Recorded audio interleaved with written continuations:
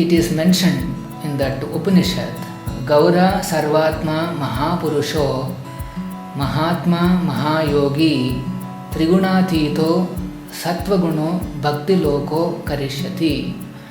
There it is explained that Lord Gauranga Mahaprabhu, who is actually the all-pervading Sarvatma, the Super Soul, and Mahapurusha, the Supreme Personality of Godhead, he appeared as a saintly, a great saintly person, Mahatma, and who is actually a transcendental, beyond the three modes, and he disseminated the cult of devotion to the entire world.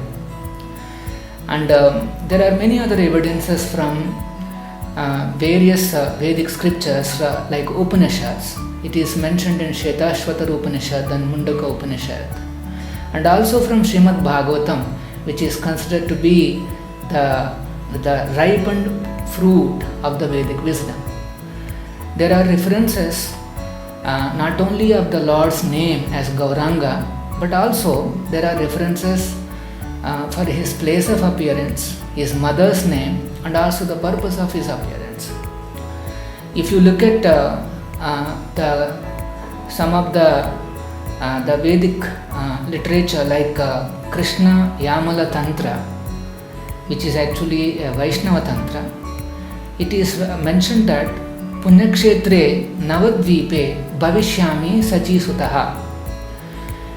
There it is mentioned that the Lord would appear in a Punyakshetra called Navadvipa. This particular Kshetra is present even now in the West Bengal state, and it is said that the Lord would appear in the womb of Sachi Devi, which is his mother's name. In the Vayu Purana, it is mentioned that Kalau Sankirtanarambhe Bhavishyami Sachi Sutaha. It is mentioned that in the beginning of the age of Kali, when the Sankirtana Dharma is being propagated, the Lord would appear as Sachi Sutaha, as the son of Sachi Devi. Actually, for every age, there is a particular Yuga Dharma given to the masses so that they can elevate themselves in the process of self-realization and attain to the shelter of the Supreme Personality of Godhead, Sri Krishna. And finally, we can look at this Ananta Samhita, which clearly establishes the identity of Lord Chaitanya, Lord Gauranga, as Lord Krishna himself.